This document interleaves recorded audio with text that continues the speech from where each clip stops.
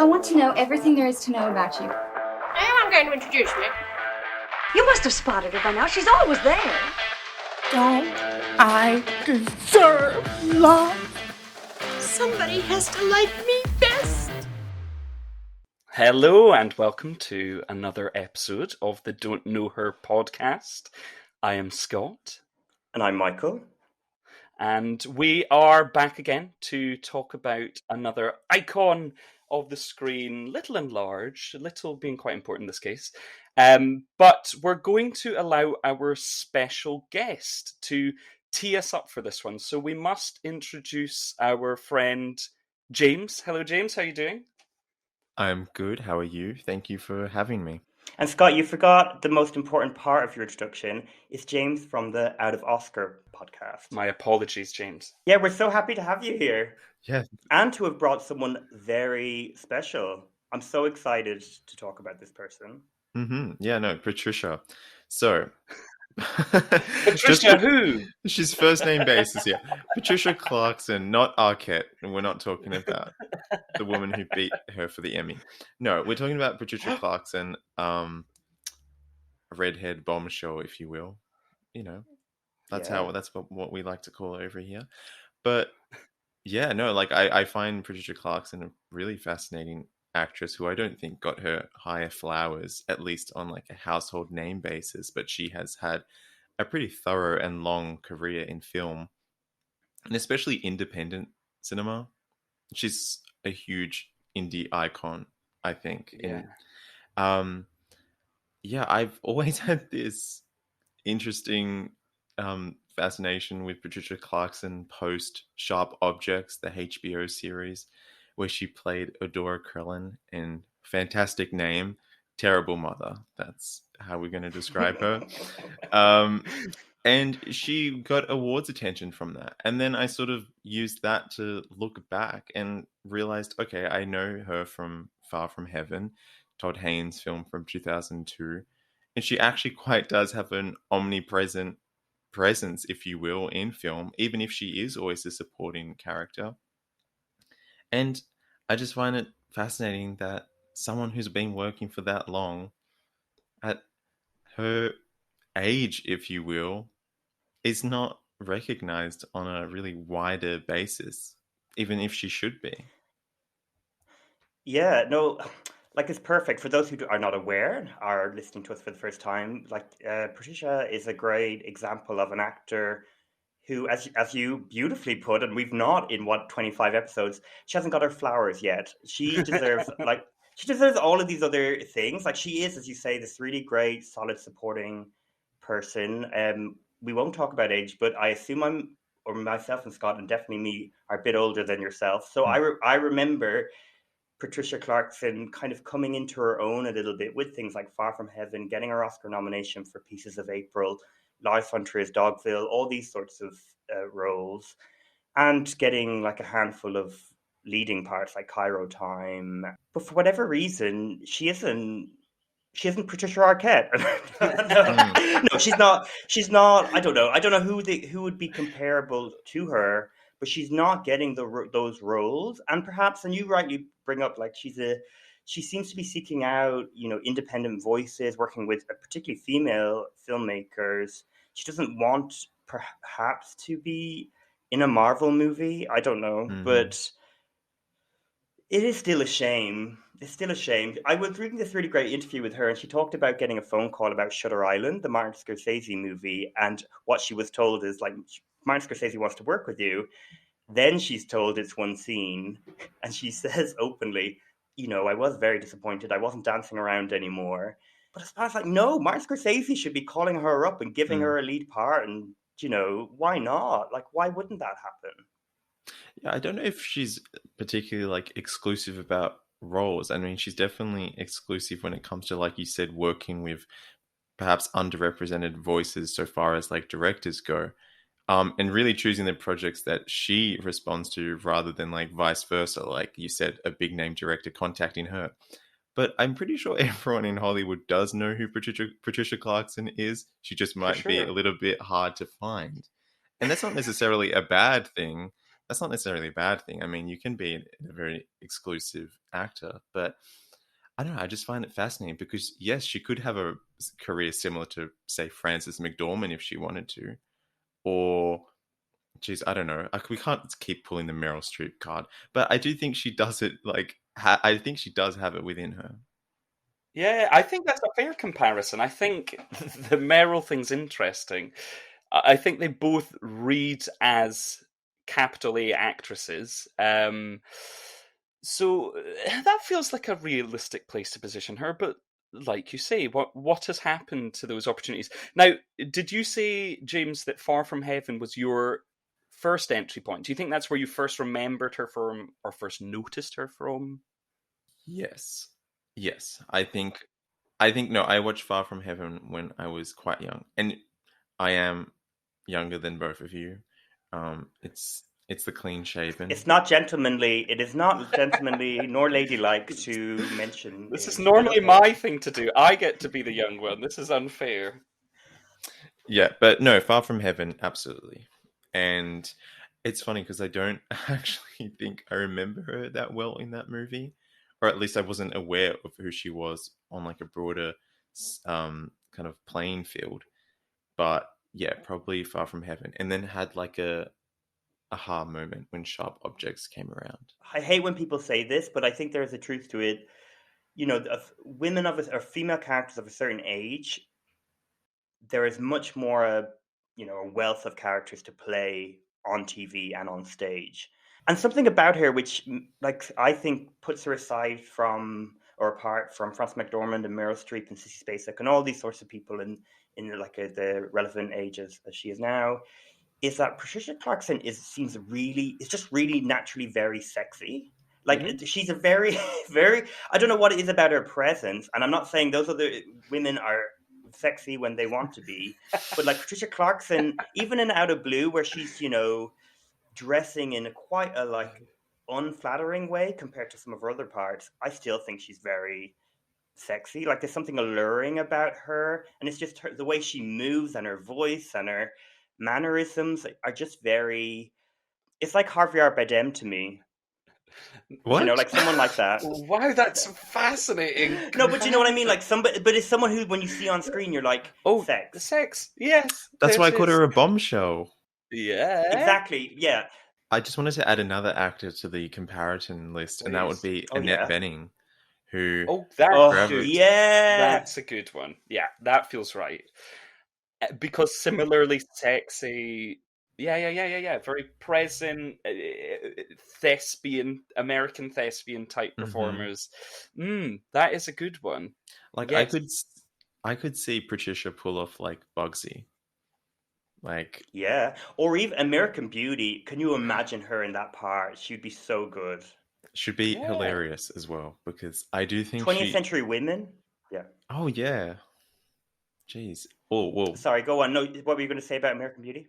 Oh no, I just think that she would make that role like a lot funnier. I mean, Annette Bening really does play it up for laughs, but I don't know. I was surprised like how funny Patricia Clarkson can be, but she's not traditionally a comedic actress. Like, it's just something that she can do, like both. Like, she can pull off drama and comedy pretty like effortlessly, and actually often at the same time, which is not an easy feat. But even just trying to like crack the code of Clarkson, I'm just like, what does she really excel at? And then I realized that she excels at a huge range of styles and actual films. Yeah. I don't know if she's... Okay, actually, that was going to lie. I was going to say, I don't know if she's ever been bad. But as we will talk about, there is an example where she is actually very bad. Not her fault. Not her fault. Not her fault. Not her fault. Necessarily. She doesn't help it. Stop it, Patricia. But no, usually she's just very dependable and is just...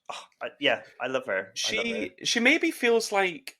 And maybe this would be more to you, Michael, or perhaps even you, James. Like, she feels kind of maybe out of another era. She should have been. She would have fit really well into the golden age. I can't quite think who I'm thinking. Okay, of. How old do you think I am, Scott? When you say maybe it'll speak to me?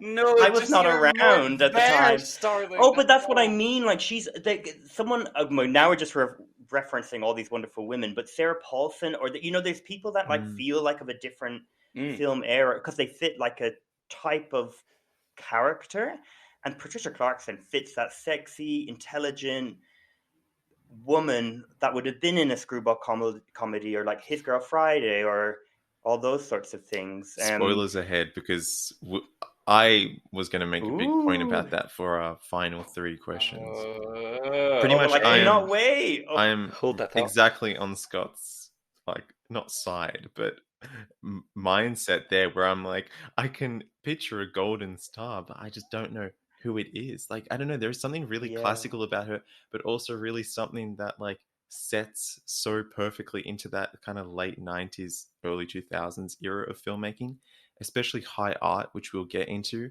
and the certain contrivances, you know what I'm trying to say, contrivances You got it. and affectations that existed, especially in independent cinema, where they're like soft-spoken but also quite forced, if you will. Yeah. Sure. Well, maybe let's should I dip in and give us a quick rundown of her career, and then we can jump in and start talking about some of these deliciously varied film roles that we've sort of pegged to chat about. But let's go for this. So Patricia was born, and I've got to get this right this time because I ballsed up in the last one, was born on the 29th of December, same day as my brother, 1959, not the same as my brother, in New Orleans, Louisiana. Her mother was a politician and councilwoman, and her father a school administrator. She is one of 5 sisters. Lots of women. Maybe that's an interesting touch. Surrounded by women as she was growing up. I think it makes sense. From 1977 to 79, she studied speech pathology at the Louisiana State University before deciding she would like to pursue drama. Following this decision, she transferred to Fordham University in New York City to take part in their undergrad acting program. And then following completion of this, she went to Yale School of Drama to achieve her master's in fine arts. Following on from that graduation, Clarkson was cast in the Broadway revival of The House of Blue Leaves in 1986. The year after, it saw her take on her film debut in The Untouchables, playing Catherine Ness, the wife of Kevin Costner's Elliot Ness.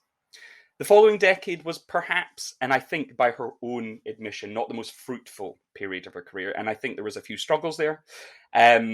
Racking up a few roles, though, but perhaps none with the significance that we feel she was deserving of.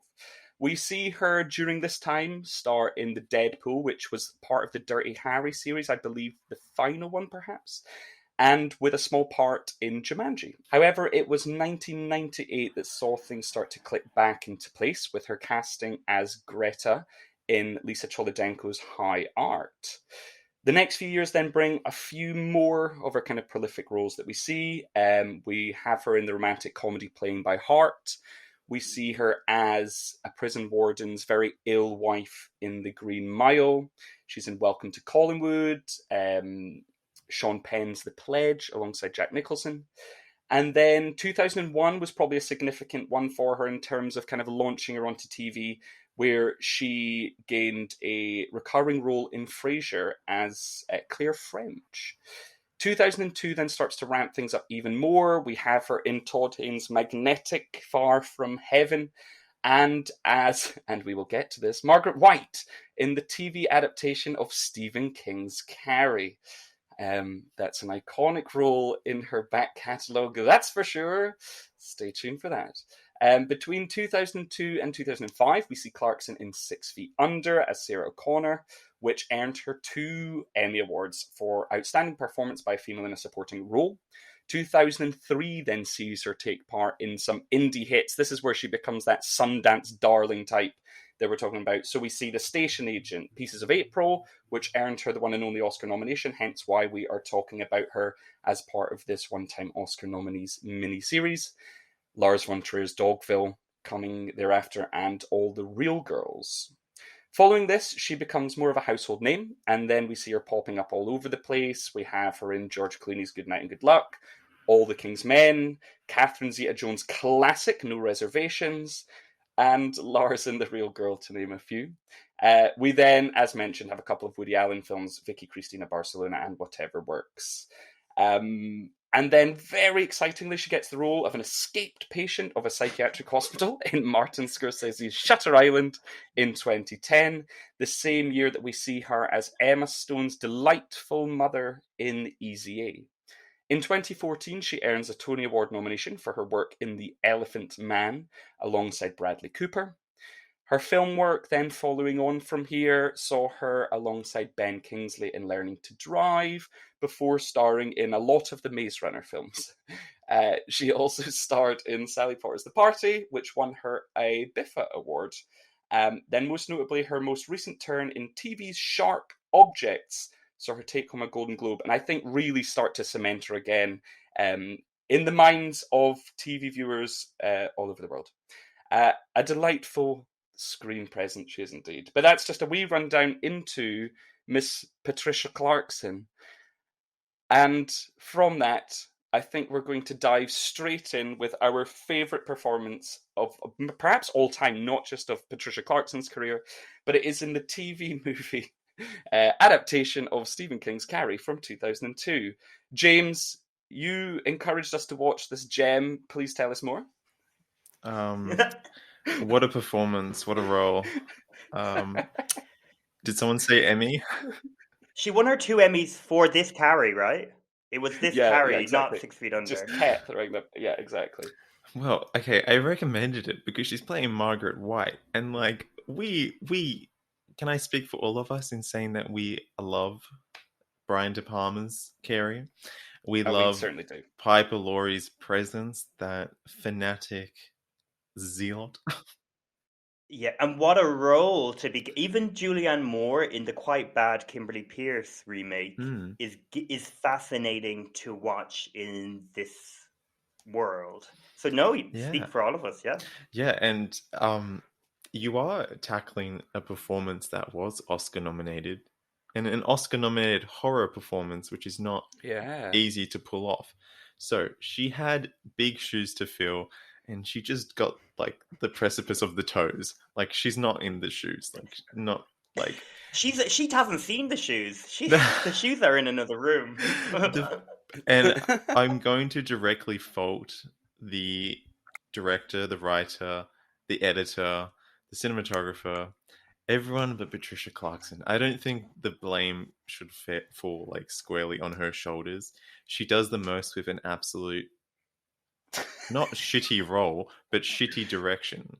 Because, like, what is this? This is not Margaret White. This is just an overbearing mother with no, like, actual backbone. Like, what is this?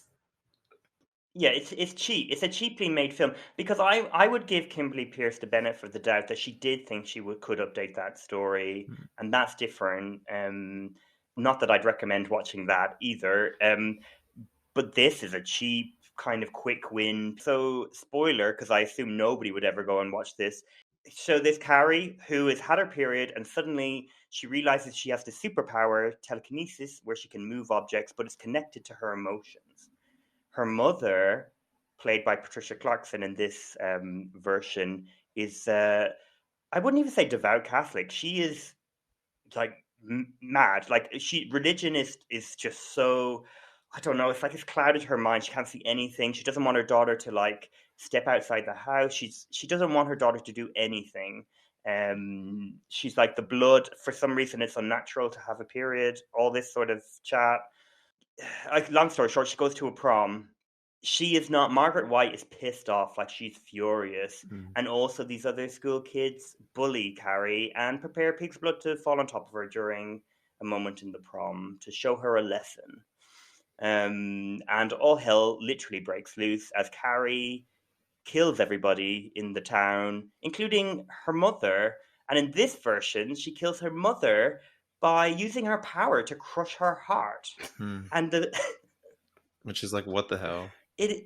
Yeah, why? And also you're robbing like Patricia Clarkson of such a good actor's moment. Like you look at the heart. Like your focus is a CGI even heart, as opposed to this Oscar nominated actor's reaction.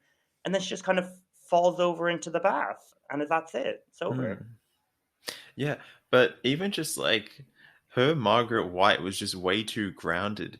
Every time she just randomly recites a Bible passage, it's almost as if you're supposed to take it with like a kernel of truth, like as if she is speaking truths and that she's not delusional and fanatic. When God made Eve, from the rib of Adam, and Eve was weak, and loosed the raven on the world, and the raven was called sin, and the first sin was intercourse. And the Lord visited Eve with a curse, and the curse was the curse of blood. Eve was weak, say it. No, Mama, it wasn't my fault. Say it. I didn't do anything wrong. And Piper Laurie's Margaret White, there's just something about her presence in that film. It's like a phantom. The way she enters rooms, the way she exits, she's dressed in that all black dress, which is like not a look. And she sort of floats, she floats through these films, and she's got that fantastic hair. There's just something so like, I don't want to say ethereal, but there's something so hellish about her.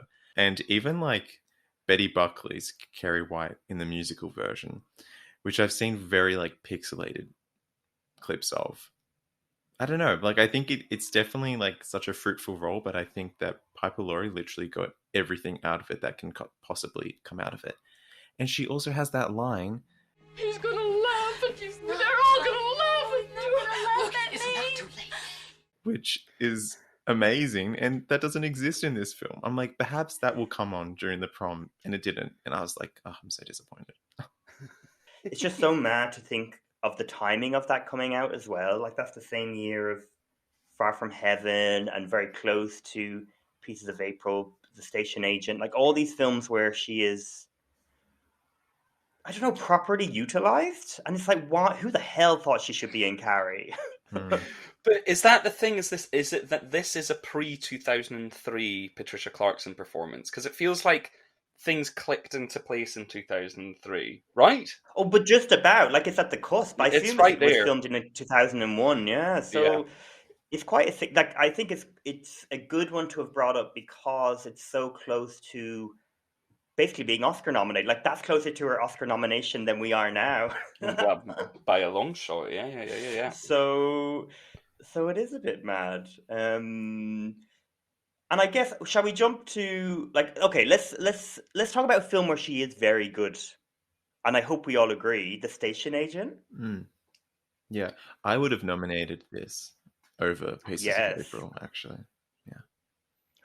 Well, why not nominate both? You can't nominate both. In our dream world. You can't. Well, so I didn't realize this till researching, but The Station Agent was nominated for Ensemble, Best Lead Actor, and Best Lead Actress at the Screen Actors Guild Awards. So it wasn't as if like it had no love that awards season. And it's so lovely. So for those who don't know, it's a Tom McCarthy film about Peter Dinklage plays this guy who works in this like shop that's like a hobby shop for train tracks or something, or train models. Is that it? And his boss dies, and he is left like a station like on this old railway, or on this railway. It's not old at all. There it is in use, and he then befriends Bobby Cannavale and Patricia Clarkson, and it's about the three of them making their life a little bit better by their friendship, and it is lovely. I love this film. And Michelle Williams. Oh, sorry. Well, that's where I'm a bit like, oh, there's a token young girl who they're all lusting a little bit over, but she is very good in it. I won't ever begrudge Michelle And Williams. why is she on the poster? Like, she's barely in it. Get Patricia up there. Well, how many is it? 3 Oscar nominations Michelle has? Maybe they do it. Maybe that's it. Yeah. They knew it was coming. No, that's terrible. They should never have. But this was my first time watching The Station Agent, actually. And Yeah. it's exactly as you say, Michael. It's so warm. It's so not unusually warm because I think it's very much of its time. And I think earlier, James, you were talking about her being utilized at this time in cinema, and you can really feel it. And this being the year where she was at Sundance, by all accounts, at least twice, maybe for more films. Pieces of April and this both premiered at Sundance this year. But it feels like a time capsule. Like, I've never seen this film, but I felt nostalgic watching it. But I think I was feeling nostalgia for films that very much feel like it, kind of friendship journey type pictures, independently made, having that sort of sense of summer. And I don't know, I did feel very wrapped up in it. It felt incredibly comforting. It made me delighted that this period in cinema exists because it's a really wonderful place to escape to when it's done right. And The Station Agent really nails that and does it beautifully. And yeah, she is terrific in it. She's so warm. I think I agree with you, James, that I would choose this over Pieces of April if we were forced to decide on the two of them for the Oscar nomination.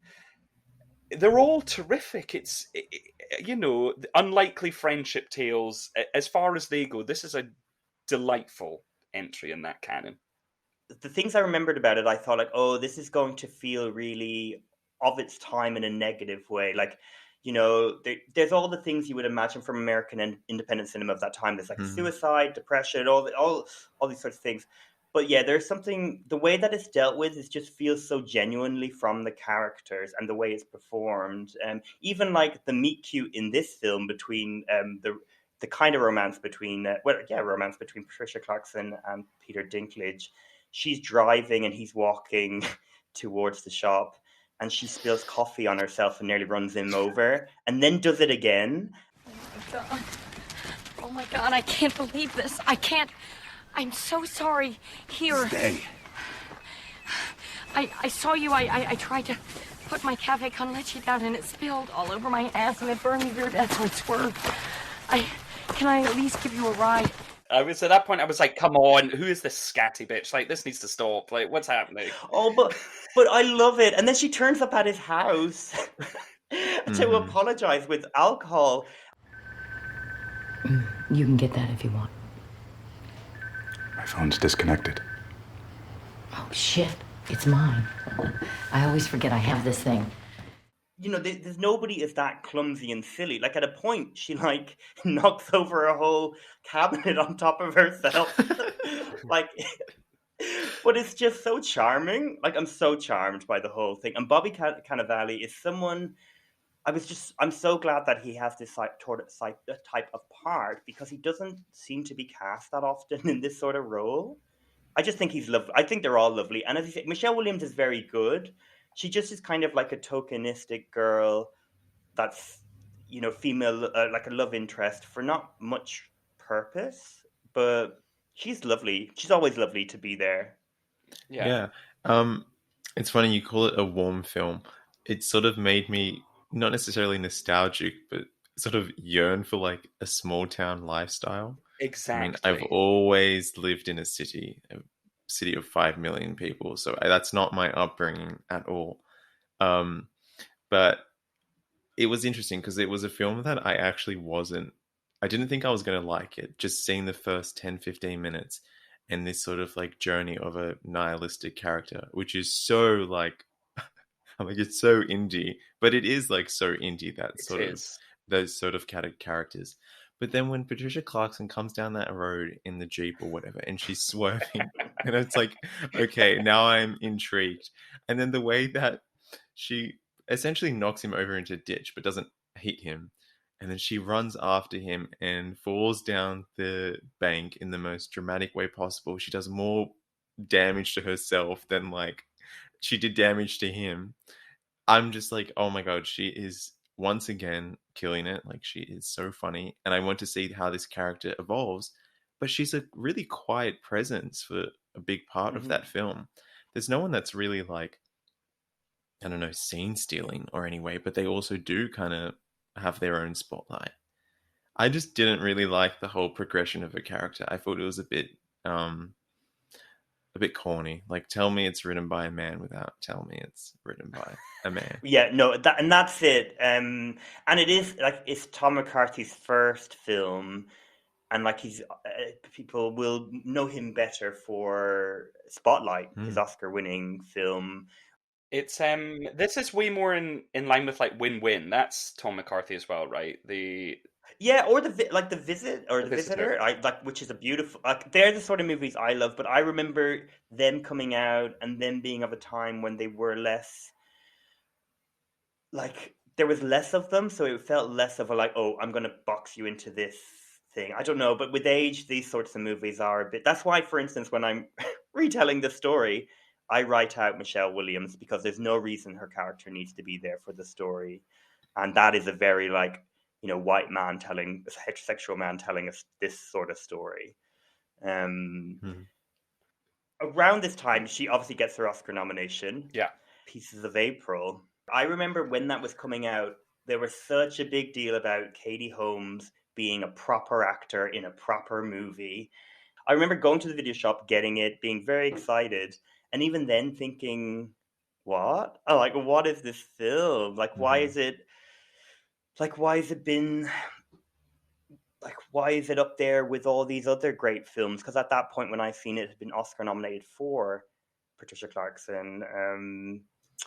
But it is an interesting one when it comes to, like, what you were saying about independent cinema of that time. It just feels like such a symptom of many things that were happening. Lots of, like, semi-famous people popping up, like Sean Hayes, who had just done Will and Grace in a part that he's not well fit for, or he wasn't rehearsed enough, or something's not quite right about that character. And then you have there's two daughters. So the setup is Patricia Clarkson, who's dying. She has cancer. She's terminally ill.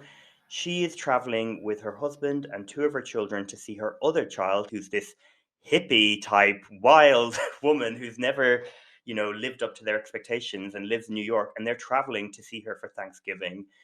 And as they're traveling, we also see Katie Holmes struggling to make Thanksgiving dinner. So she gets it. She basically asks all of her neighbors and everybody for help. But I don't know. I found it quite. It was It was fine. That's fair. Yeah, independent cinema where you can just see the seams. Like, I mean, it's my problem with high art, with the station agent, and with this. Like, it just comes with that type of filmmaking. Like, these are people that have less budget, perhaps less experience in the industry. But I don't think I had Pieces of April as a whole was it was an okay film. It was unbelievably ugly. Like, that was one thing I couldn't overlook. Like, what was this shot on? Yeah. It was like found footage. Yeah, exactly. And I guess you don't actually know what it's going to be. I didn't know that this was like a Thanksgiving movie. And you see the daughter April preparing the turkey, and she's washing the turkey, and then she's found this store-bought stuffing, and she's it's just a mess. And it's I don't know what is actually happening. And then the family's getting ready and they're sort of arguing, and then you realize it's a very cynical type of movie, which I think cynicism can be sort of not refreshing, but it can be a good sort of, I don't know, starting point for screenwriting. But the whole film's like that, apart from the last 5 minutes, which felt very Hollywood. And Patricia's just sitting there in the car. That's how we see her. She's got this bob, which is she's sitting in the car and she's staring straight ahead. And I guess it's a good character introduction so far as looks go. Yeah. But I was just thinking okay, what's this actual character going to be? And then, okay, she's dying, and she's also a really horrible mother. She is a horrible mother.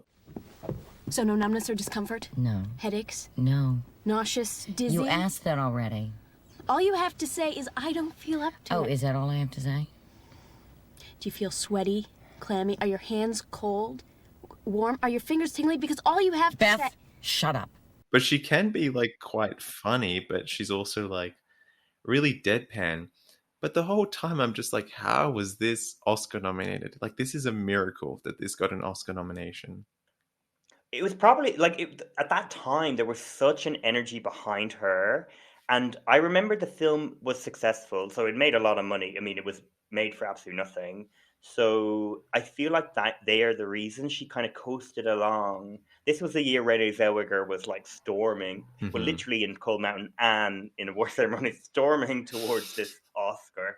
So I feel like she just coasted, and people thought like it felt good to celebrate this film. I bet not many people actually watched it when it came to voting or watch clips, because as you say, like she has some really funny, engaging moments. It doesn't feel real. I don't know, it's just all of it's just not developed. I don't understand, like there's a few references in it of Patricia Clarkson having been a nicer mother, or like now she's being open and honest because she has cancer. It's like, well, no, I think your parent, like the way everyone's treating you, and the way, like all of these dynamics, like I can't imagine you being any different regardless of your illness. Yeah. And so I found that all like I just couldn't get a grasp of what this family is. And I don't hate the nomination, because God, then she wouldn't be an Oscar nominee at all. But I mean, I think she was fine in it, and I enjoyed watching her in it. I thought she got to have fun with it, but I think the whole film is quite tin-eared and a lot of duds in the writing, and you've covered some of them. But there was a moment near the beginning where Katie Holmes' character is really struggling to cook, and she goes to her neighbour's house, and her black neighbour answers, and is like, and Katie Holmes is crying, oh gosh, I've got problems. And she's like, you've got problems too, white girl, ha ha ha ha, laughing. And then cut to next scene, them sitting in the flat, and the black couple are crying, saying, oh gosh, we're so sorry for you. And I was like, oh, fuck off. Like, what is this? And where are we going? Like, I'm really not with this already, you know? It's so like, it's a bit like that new Sex City thing of like, oh, aren't we really cool and smart and edgy? And we don't know what she told them, but it wouldn't have been that bad. Like, what the hell? That her mother was mean to her. Just her mum's dying. I think that's what she said. My mum's dying. And they're like, oh. I actually do have like a lot to say about this film. Like, there was a lot of things that came in my mind. Like, the main thing was every time they cut away from that car, I was bored. Like, I really did not care what was happening in that apartment building. Especially once like every single neighbor has gotten involved somehow, or that like someone's walking down the stairs, she's trying to get their attention, and they just walk past. And when it comes to the car, I'm just like, I'm getting inklings of like Little Miss Sunshine, that sort of like seed in the garden of, like I mentioned, cynical, but like that dark comedy, like family, like the families that don't get along.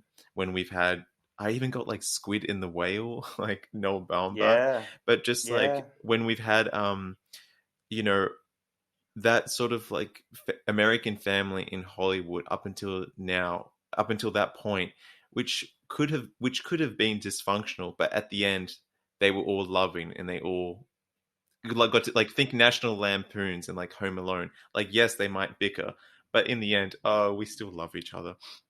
Whereas this is a film where really they're just 5, 6, 7 horrible people who, like, you align with those shots at the end when they're smiling. That is a lie. That is not that family. That is not the same family. They haven't earned that. Like, the story hasn't earned it. The performance says nothing about it.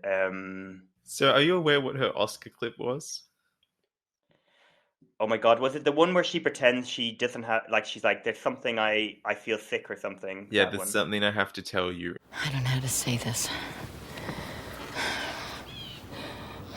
We need to discuss how each of you... Oh, God. It's okay, sweetie.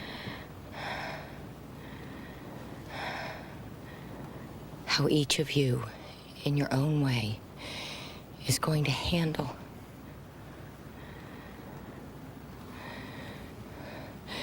discarding food without letting our hostess know. But we think we're going to hear about, like, okay, she's dying tomorrow, or there's a will or something. And a lot of people, at least in like the YouTube comments, really like that Oscar clip for her. They think that it's like a perfect summary of that performance. And then also Michael, we have to mention that when we were deliberating who we were going to choose and we settled on Patricia Clarkson, that Twitter account that posts Oscar clips posted her Oscar clip on the same day. Like Really? literally That's so funny. hours after. Yeah, it was like we had said it and it was like great, and then it's like, whoa, this is like, and 1 this is hour the spirit later. of Patty. Yeah, she's Patty over wanted us. us to talk about her. Yeah. And she didn't quite expect us to be as critical about her. Well, the movies, not her necessarily. No, I think because she she does is them good. She is a highlight. Yeah. No, she is good. She knows how to deliver these very kind of almost like sarcastic, cynical, kind of toxic lines in a way that's enjoyable and entertaining. But let's get into high art. High art, where she doesn't have any of these lines. She's just like sitting around, continuously taking drugs. She's Russian, right? I actually didn't write what her German. accent was. German. And it's a story of Rhonda Mitchell, who is an Aussie, right? She's Australian. Is that correct? The main woman. Maybe. Oh my god! Again, this is age. Oh, she was a thing at a time. But that time's gone. She was Melinda in Woody Allen's movie and Finding Neverland and things like that. She was kind of a budding star. The lead in Anyway, Silent Hill. And also Neighbours. Yeah, of okay. course. But she's the lead of this story. She is. She works for a. Is it like a photojournalist magazine? I have no idea how they. They never say how they even get paid. It's like 2 rooms. I'm like, are they working for free? And she has like these 2 bosses. One who's like neither of them are great, but it's just like what's going on? But yeah, some sort of photojournalist magazine, and she's a journalist, or she wants to be an editor, and it happens to be. Surprise, surprise! Upstairs is a photographer who was really celebrated 10 or whatever many years ago, fell off the face of the earth, and is back, and is Rhonda Arada. I don't know what I'm calling her. Anyway, our neighbour's Australian woman. She is excited to meet this woman, and Patricia Clarkson is the lover of this photographer, and is domineering. She's older. She is also has a drug problem. She's highly strung. She's emotional. There's a lot of good material for her to chew on in terms of a characterization, and she chews on all of it most of the time. But yeah, I don't know we've established we don't really like the film. I don't mind it. I think it's fine. Do you not know?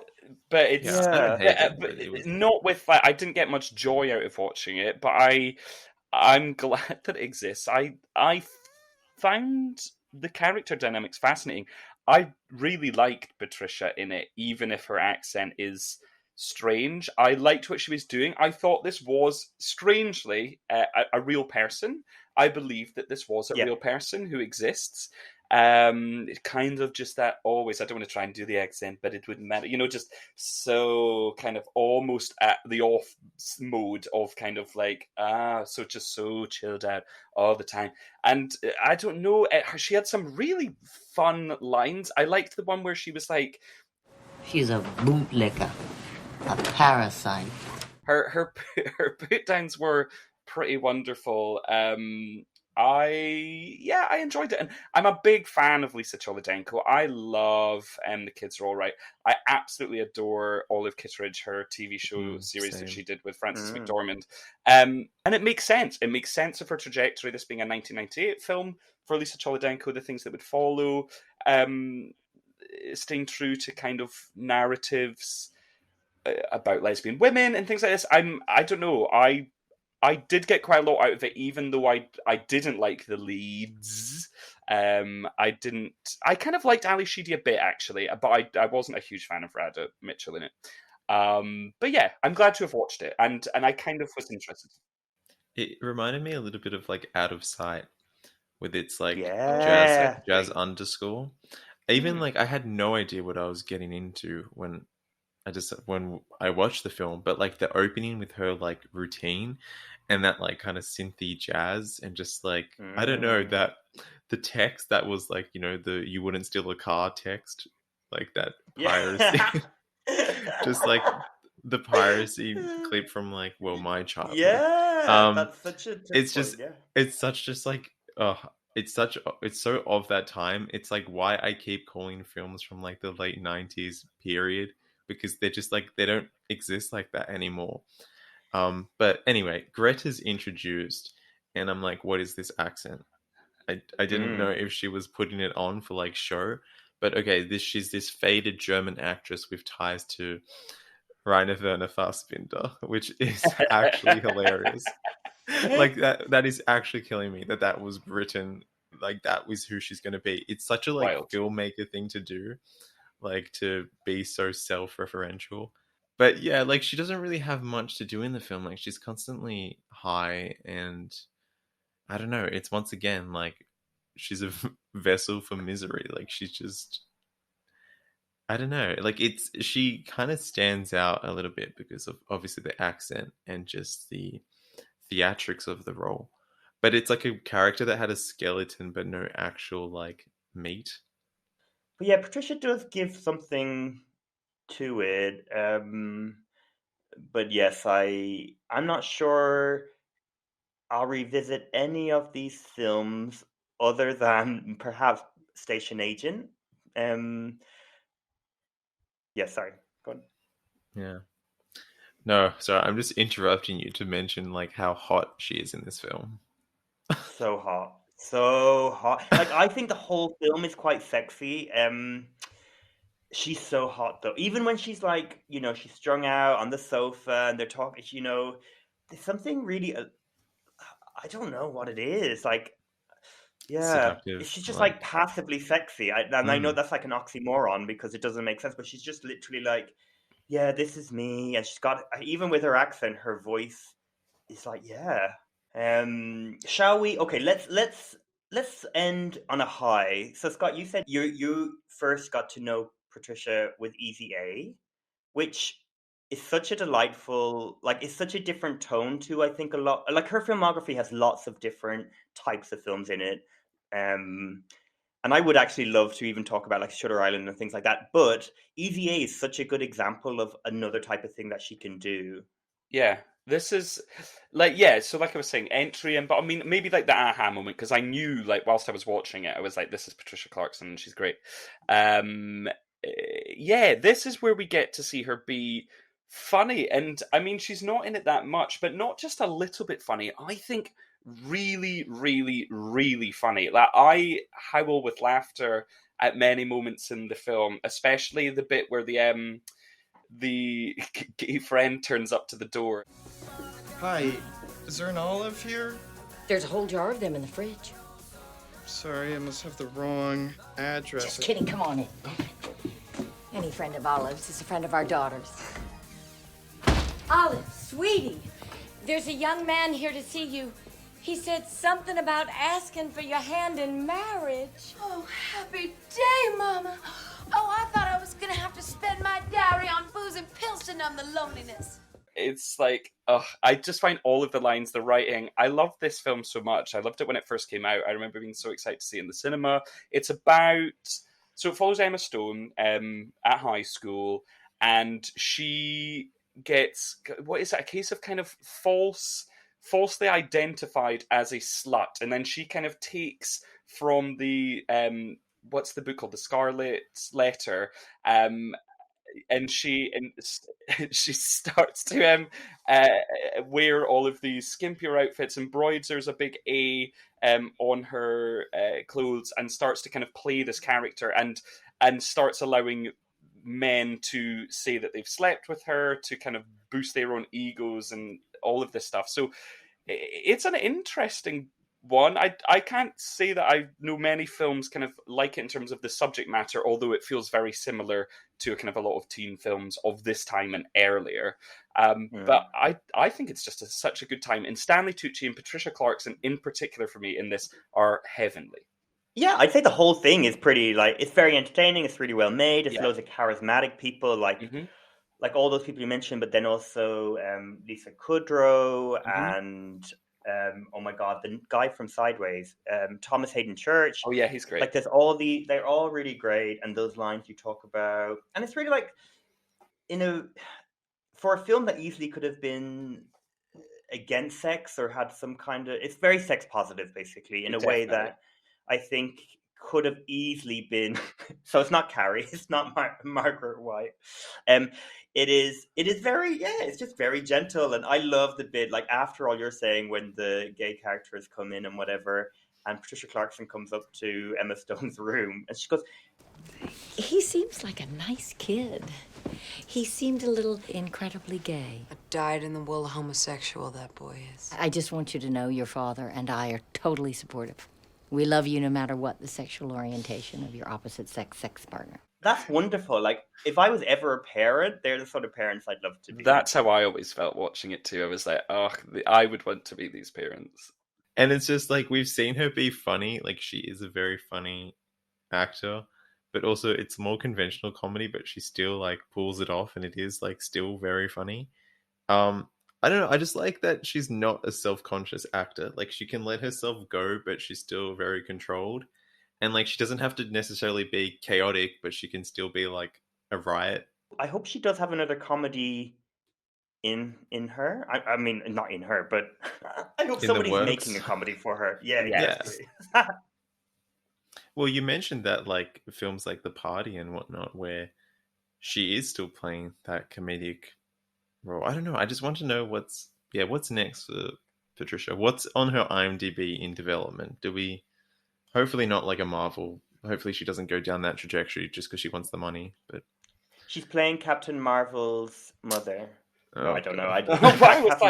Okay, interesting. That might already happen. I don't even know. No, she does have She Said, which is really exciting. I'm really excited about it. So She Said, which is a drama film, and it's about the journalist who exposed Harvey Weinstein.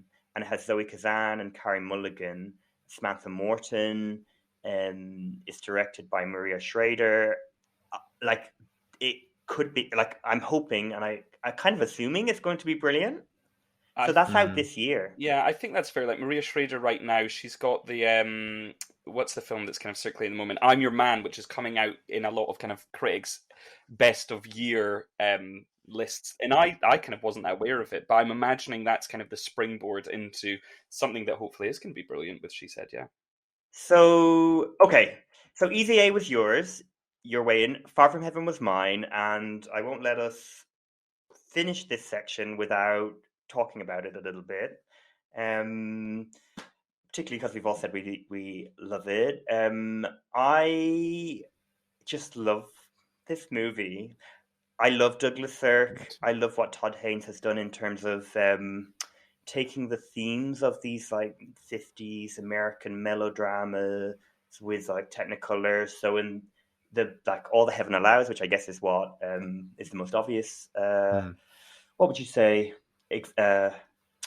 Influence? Inspiration? Yeah, influence. It is Jane Wyman's character falls in love with Rock Hudson, who is a gardener and is basically poor, not from her class.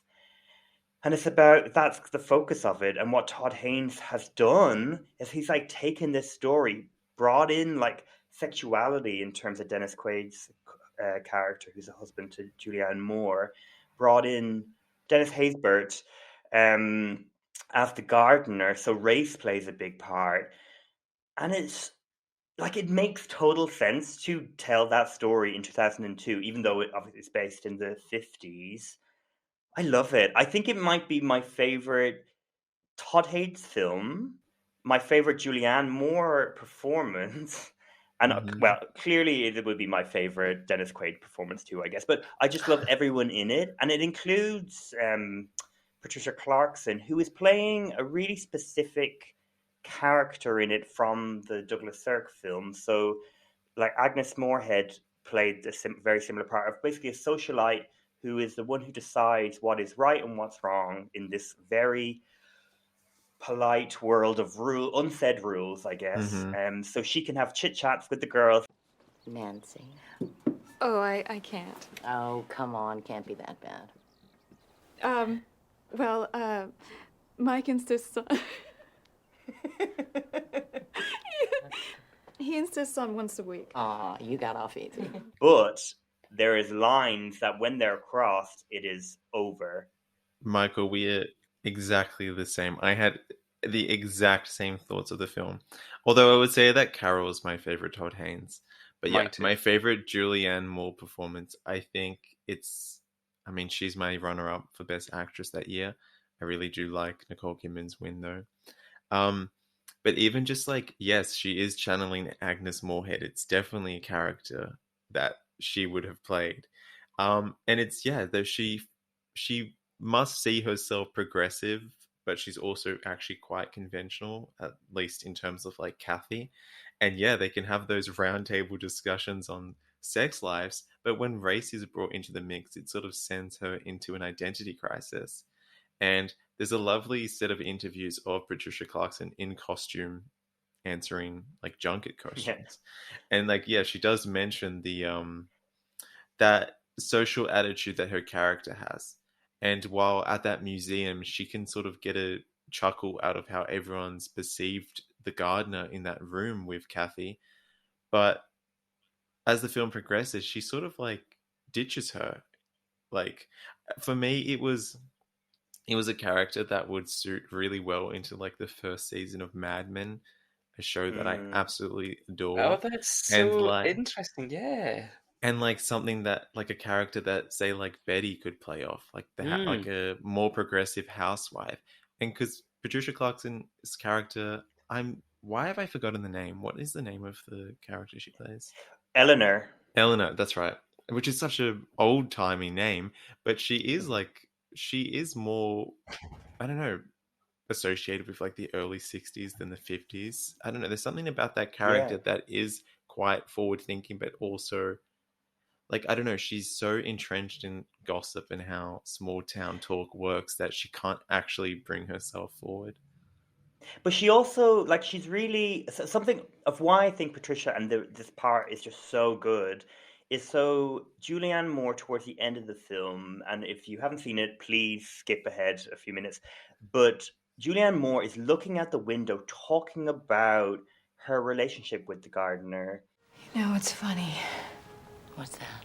This whole time, the only person I was able to talk to about any of this was Raymond Deegan. What? It's true.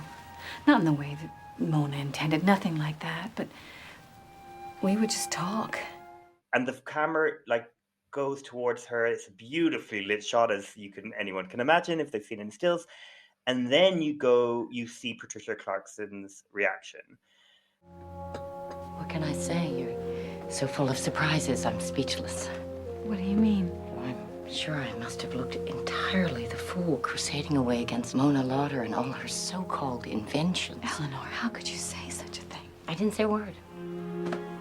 Who am I to tell anyone how to lead their lives? Eleanor, nothing happened between us. I told you that. Kathy, it's none of my business. But you certainly make it sound as if something had. It's just distasteful to her.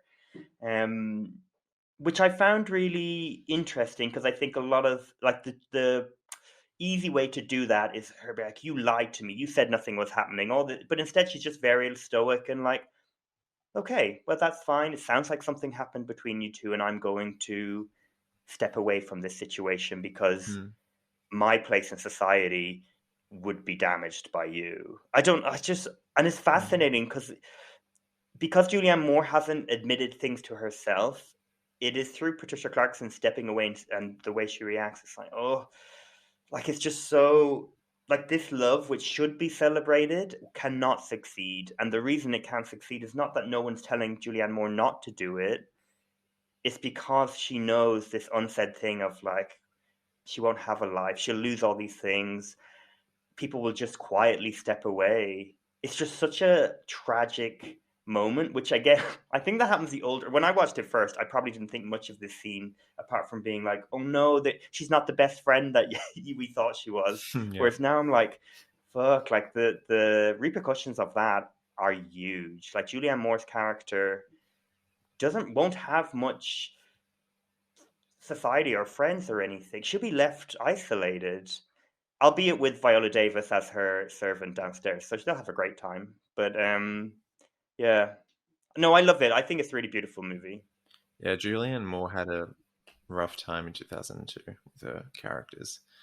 Because, yes, she was in The Hours. And Yeah. that wasn't. But she had great gal pals, Toni Collette coming over. Giving her a smooch. Patricia Clarkson. So nice. Viola Davis. I love costume design when it comes to movies, and I really wish this was nominated for costume design. That green dress that she wears for the most part of the film. Green represents growth, if we're going to talk about color theory, and then it also works really well with her red hair, as it usually does. They should have nominated just for the scarf. Like, exactly. That's the sort of. But Far From Heaven's a sort of movie when I look back anyway, and the same is kind of true of Carol. It's like, how was this ignored by voting bodies? Like, how do you not vote? Obviously Julianne Moore deserves her nomination, and they got nominations it deserves. But you've got Dennis Quaid, you've got Todd Haynes doing great, amazing work. You have all this stuff. Mm-hmm. I do think it's like my reading on that is like homophobia essentially, because I think the story is too queer even though it's not like it's not as queer as say High Art. But the tone of it is not something, at that time anyway, the voting body of, say, the Academy or the Oscars would be interested in celebrating. Yeah, the more mainstream, but critics ate it up. The New York Film Critics Circle gave it a lot of awards, and I guess things have moved on since then, and now they prefer to kind of share out the wins a little bit more. But it won Best Film, Best Supporting Actor for Quaid, Best Supporting Actress, Patricia Clarkson won for it. Todd Haynes won Director, and Edward Lachman won Cinematography. Interestingly, the one of its nominations that didn't win was Best Actress for Julianne Moore. Also, to your point, Michael, about it being ignored by the Academy, it's sort of what I touched on in my episode on Carol and Best Picture.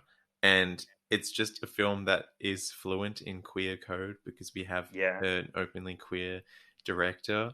And it's, say, a bit different than Chicago, which is directed by a gay man, but doesn't actually have the gay characters within. So it's not the same reading on a film, whereas homosexuality comes up in Far From Heaven. And also, like, fantastic use of that, because that could never have been explored as explicitly in Douglas Sirk. So that's why I just love Far From Heaven so much. Like, I just think it's just incredible. It's a film absolutely tailored to my very niche interests.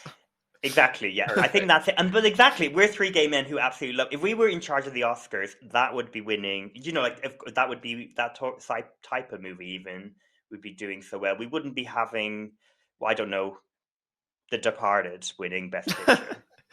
I don't like The Departed. Yeah, that's not even the worst example. Green Book, that's the best example. Well, Chicago won that year. I love Chicago. Oh, I actually really like Chicago. Oh yeah, I love Chicago. Okay, guys. Now that we've dissed Patricia Clarkson's career, no, we love her. We love her. I'm going to test you both on her. Yeah. Are you ready? Ooh, always ready. Do you want to shout out the answer if you know it, or do you want to take it in turns? Let's take turns, because I feel like internet might drop out when we're. Oh, here we go. Easy excuses. I think you're almost certainly going to trounce me at whatever Michael has devised. So I have no idea what to expect. Take it in turns. Oh gosh. Who wants to go first? James gets to go first. Okay, sure. So Pieces of April was made for $300,000, and it made $3.2 million at the box office. So pretty good for an Oscar-nominated film. But do you know which Best Picture winner had the lowest budget of all the winners? Oh, of all the winners, not just 2003. Not just just any winner. So they'll all be adjusted for inflation. What an interesting question. It I is. am going to hedge my bet on Marty. Marty is up there. Mm-hmm. I think actually it's third or fourth. So adjusted for inflation, Marty cost $3.2 million to make. Wow. That's a lot. Whoa, okay. So what I'll say about the winner is it cost $1.5 million to make. I think I know the winner now. But yeah, Go on. it's come to me. No, I don't want to say it. I want Scott to go. Oh yes, Scott. Sorry, yeah, that makes sense. Yes. So it goes to you, Scott. It goes to you. I think it's going to be newer, but I can't possibly think that's so little. Yeah, I think I know. Midnight Cowboy. No, sorry, it's not. I don't know why I'm Oh. laughing as if I'm so smugly. I would have no idea. Is it Moonlight? Yes, Oh, James. fabulous! Wow. Oh, that is wicked. That is a great fact. That is like Yeah. even more credit to Moonlight. That's fucking awesome. Yeah. Yeah, and then Nomadland is quite close. Yeah, behind right. it. Why didn't I not even think of Nomadland too? That should have been what came into my head. But in a good way. Mhm. Marty, FYI, I just watched recently for the first time and loved it. Wow, I So- don't like it. I don't like it Really? at all. Do you not? I think it's blech. But I don't like James- him. He makes me ill at Borgnine. James, would you like to be the regular co-host on the podcast instead of Scott? Marty's a 5-star film for me. Wow. Mine too. Me and James are the same person, and Scott, you're Well, not. this on is our the team. end of my run on this podcast. It has been a pleasure. I bow out here. Okay, Scott. Well, speaking of bowing out, here is your question.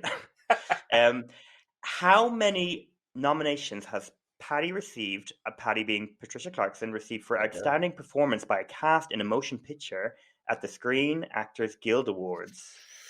Oh, that is an interesting question. Okie doke. So I'm going to say Far From Heaven. I think the station agent was. I think we mentioned that earlier. The Green Mile probably was. What else do I think could have crept in?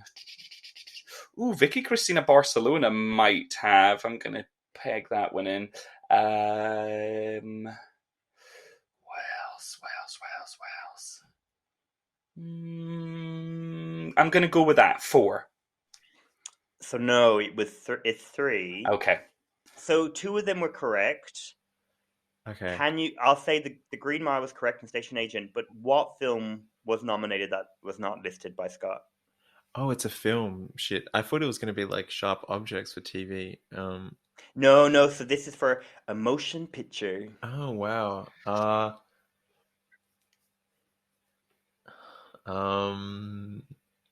Carrie. No. Is it Easy A? No, these guys, the ones you're mentioning are just so good. Like Easy A, Far From Heaven. There was another one you just or Vicky Cristina Barcelona. All of those would have been deserving of that nomination. Untouchables. God. No, I don't think this Screen Actors Guild are from. No, like it's not even. 94 or I don't know something. what I'm Yeah. doing. Yeah.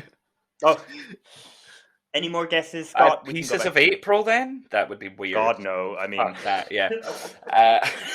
Should we just name every film she's been in? Yeah, let's keep going. No, Say another one. Okay, do you give up? Yeah. Yeah. It was Good Night and Good Luck. Oh, okay. Oh, obviously.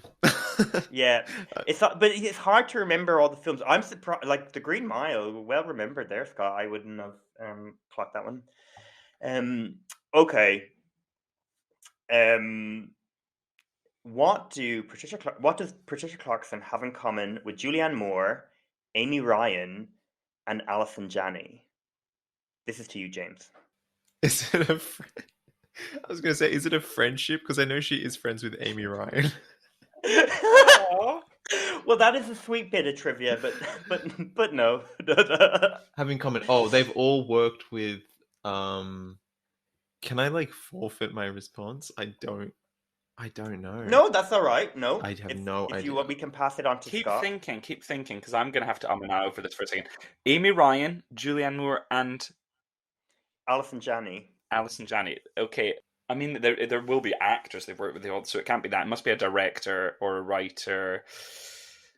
So the clue would be it's linked to one of the movies we talked about.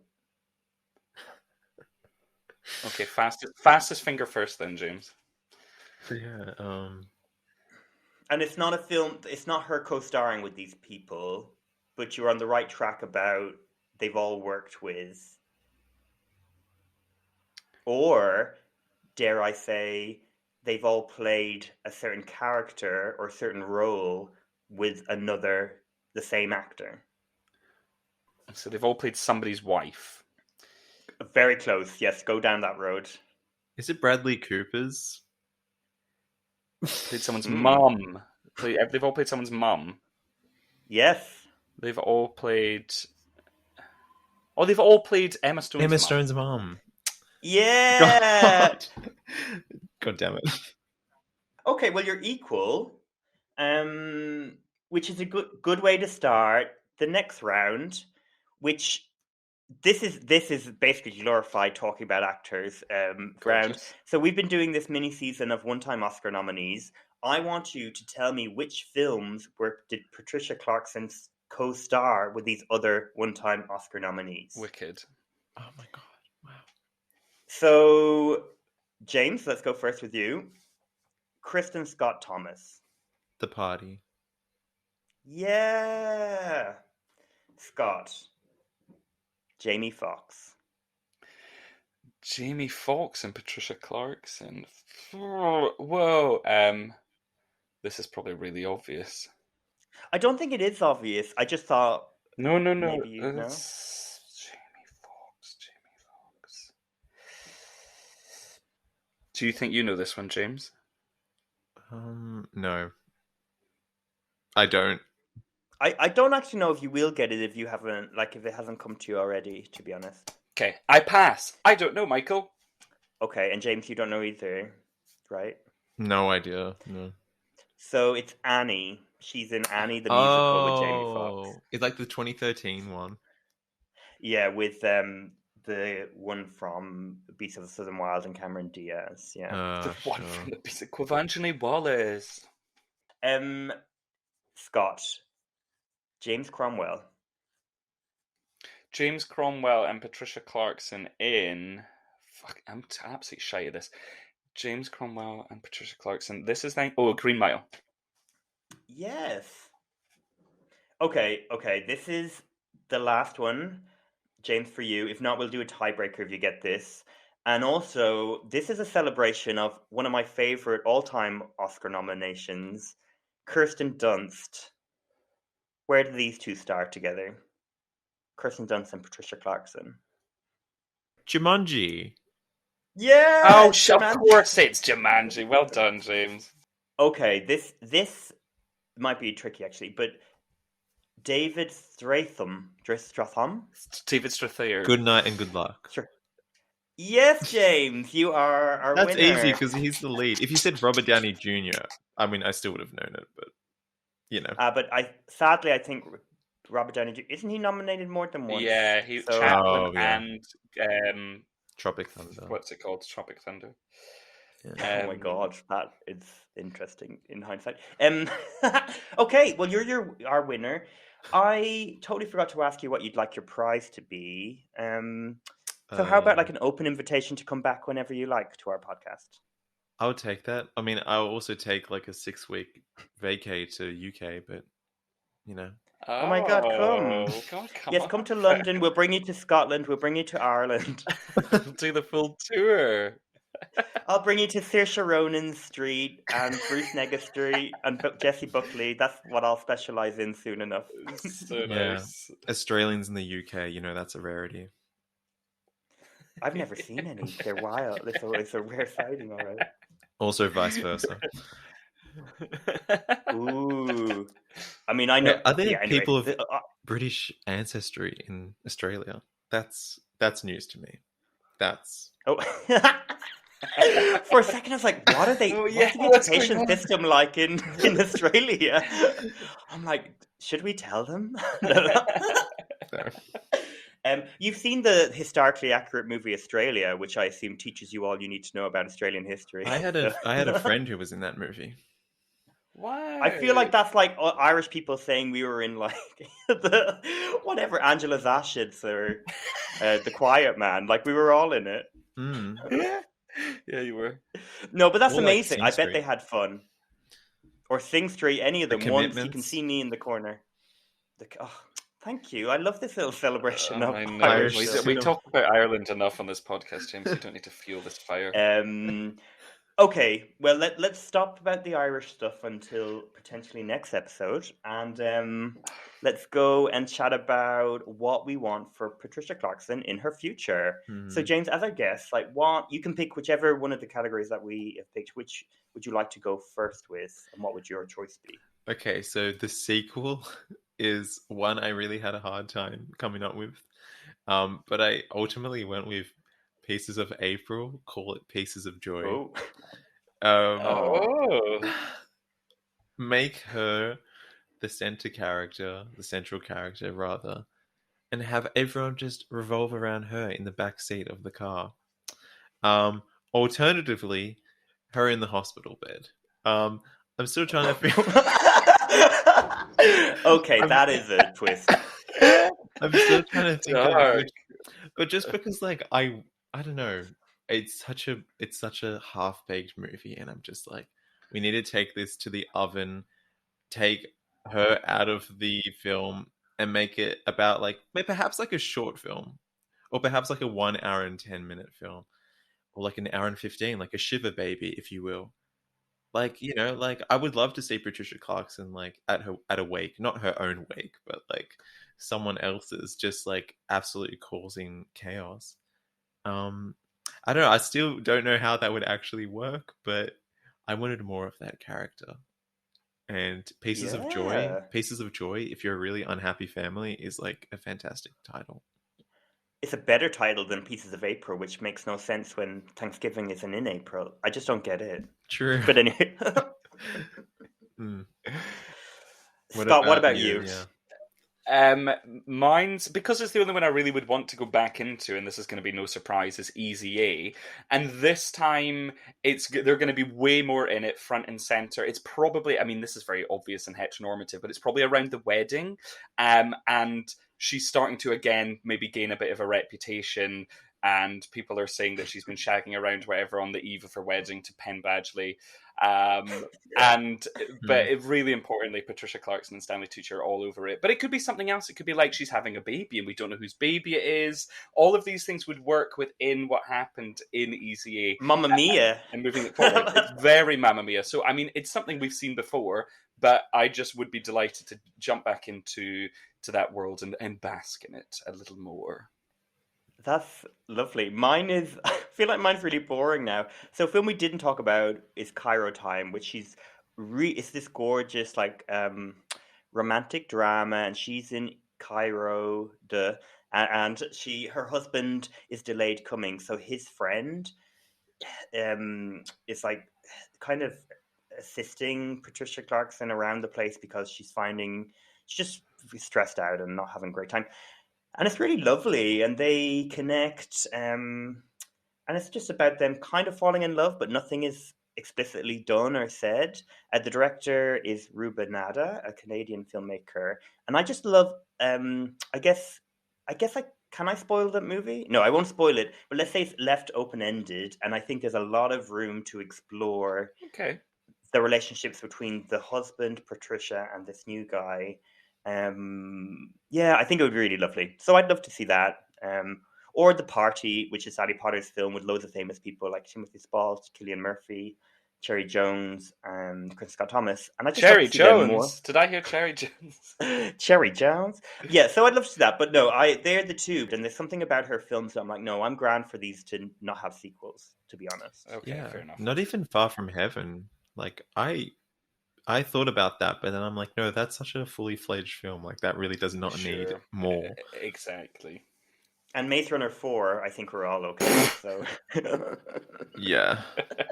That's the closest she's come to like franchises, and at least she stayed away from Transformers, whereas Frances McDormand did do that. Oh.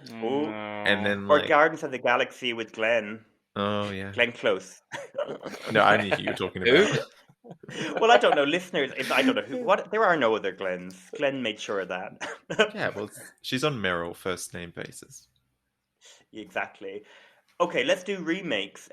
Scott, do you want to go first? I'll go first. Okie doke. Brace yourselves.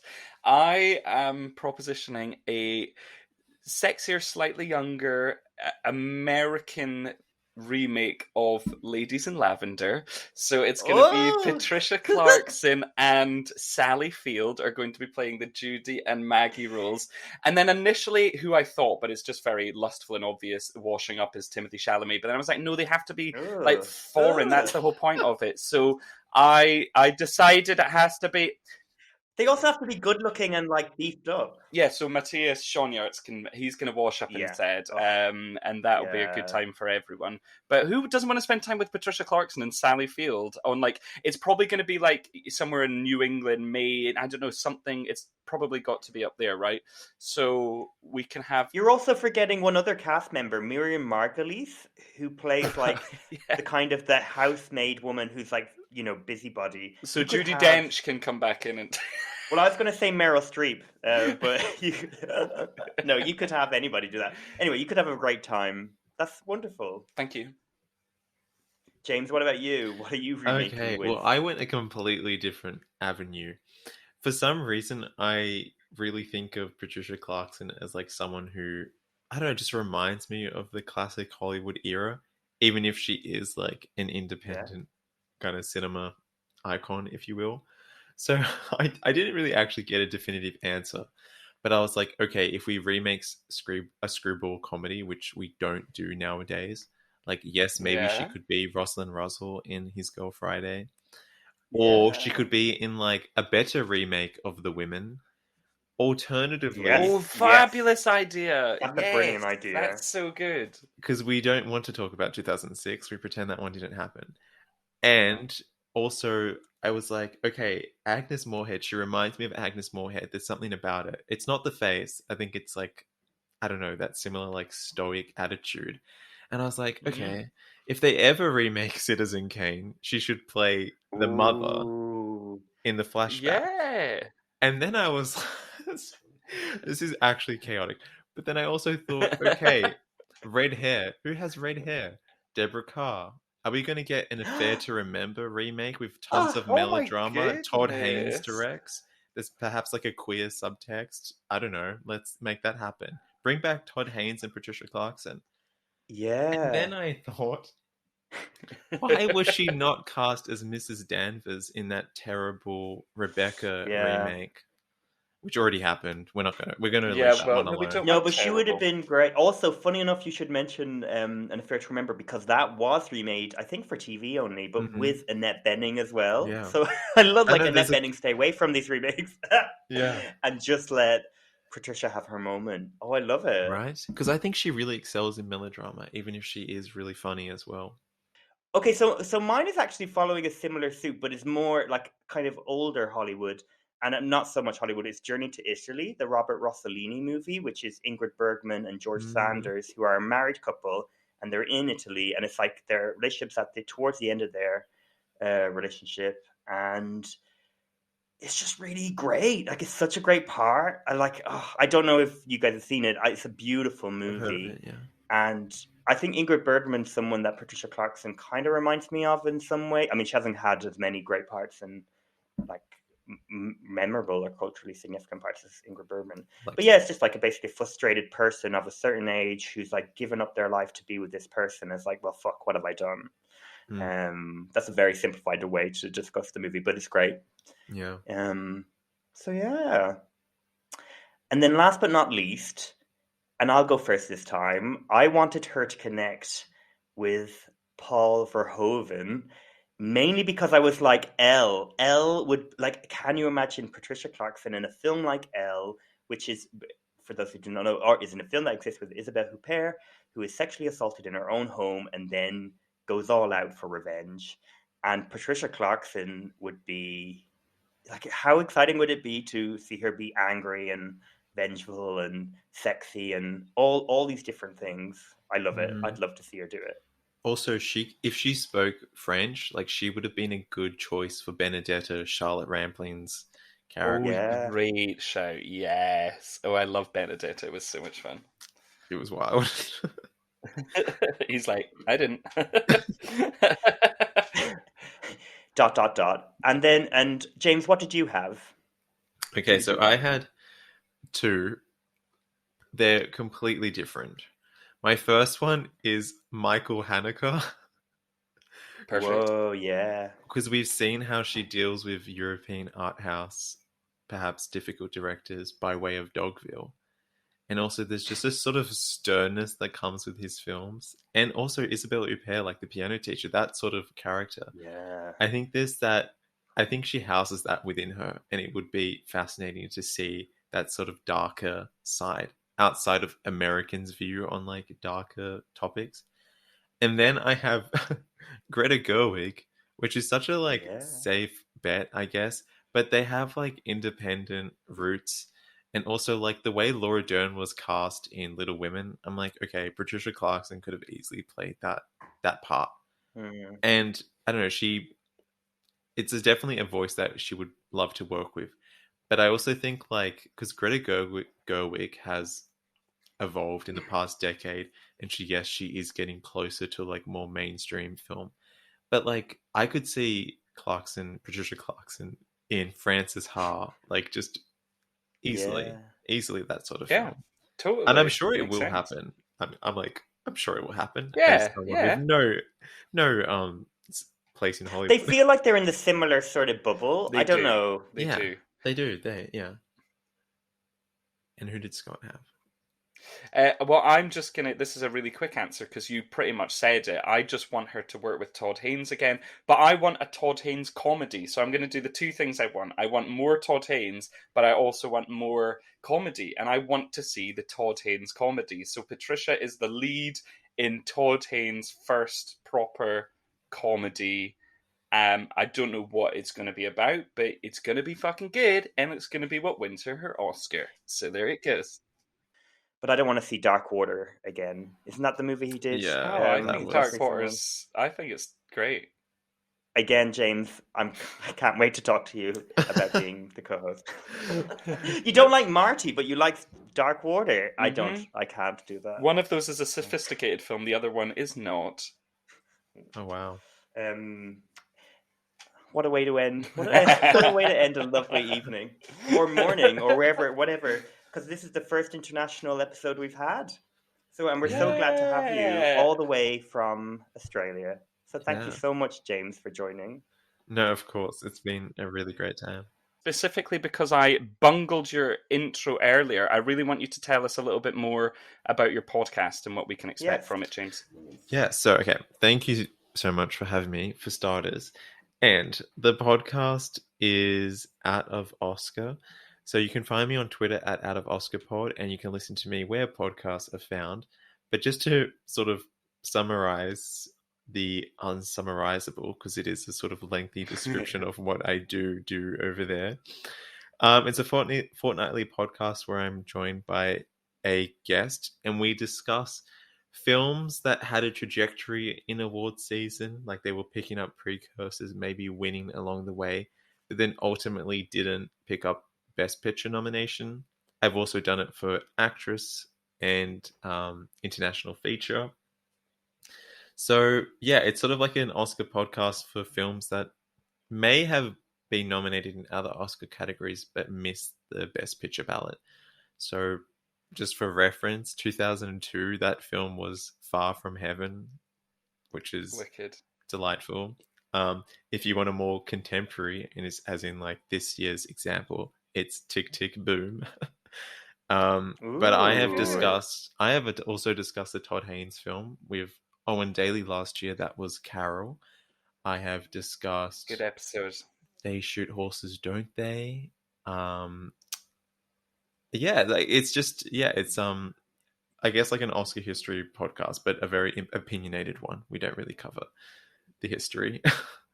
But yeah. Well, we like that. And where can we find that podcast? And where can we also find you on social media if you'd like to share? All right. So the podcast, I'm pretty sure I'm on like the major platforms. Apple, Spotify, I'm there, so pick one. You are there. Yeah. I'd like. And then on Twitter, I am at Out of Oscar Pod. And then from there, you can find my personal Twitter, which is at Jimmy Kanofsky for reference. But yeah, I would also love to have you both on my podcast, especially when I cover actresses, because you're... I thought you were going to say especially Michael, but that's okay. I think that would be fair, and I would accept that. Because... No, Scott, I'm joking. I'm teasing. But yes, any time, we'd love it. We'd love it. You know, I'm not sure what gave it away, but I do get an actress sexual vibe from... You sure do. From you two. But yeah, that's a thing. This has been a really great time. Thank you so much. Oh, you're very welcome. It's been a joy.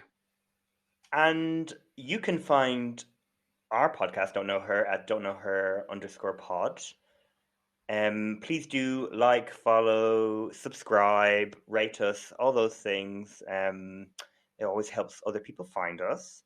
And yeah, thank you, James, for joining us. It has been genuinely great, and I cannot wait for you to come back. And yeah, I think that's it. I'm real sad saying goodbye to Patricia. I always get sad saying goodbye to... Oh, goodbye, Patty. It's been a joy. You know she's not the character in Pieces of April, right? Like, she's not dying or anything. Oh, she's gone. That's it. It's over. It's over for her. We've cursed her. No. We'll see her soon. And yeah, and we'll see you, James, when you get your ticket at some point to travel to the UK and Ireland. Because I believe, Scott, you're paying for that prize, right? I guess I technically could leave today if I wanted, but... And on that note, I think we better run away. Yeah. And I hope you all have a lovely day. Have a good one. Thanks, everyone. Bye-bye.